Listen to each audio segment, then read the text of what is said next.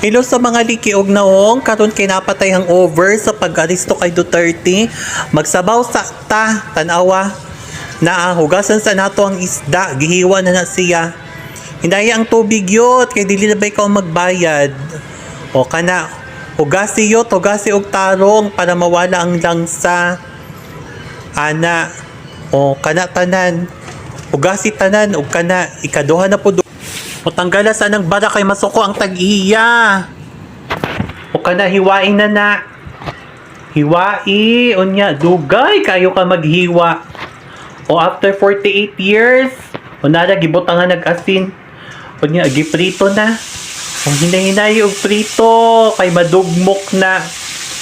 Madugmok ng imong isda.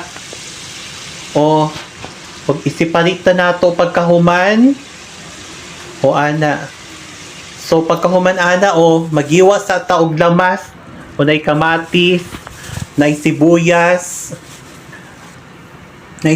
dahon o nay tanglad. Kana hugasi sana yot. O kana gihugasan na ang tanan. Ug paspas na maghugas ang bayot, ug kini magiwa na taog kamatis. Ug isunod nato ang luya, ang sibuyas, ug ang sibuyas dahon, ug ang tanglad. Ug sunod, ihalo na tanan, ibutang na tanan yot. Wakoy labot sa inyong klase sa pagluto sa tinula. Kana taklubi. Taklubi na. O kana nagbukal-bukal na.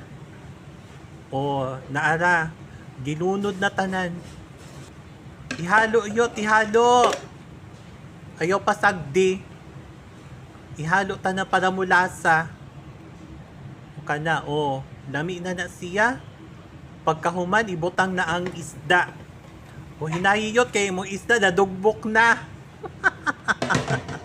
Nadugbok ng isda. O kana, taklobi. O kana, o kay idol man nato si Mami Grace Tan Felix. O makiuso sa ta.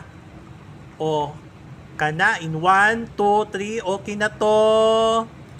Okay na to. Okay na to. Okay na to.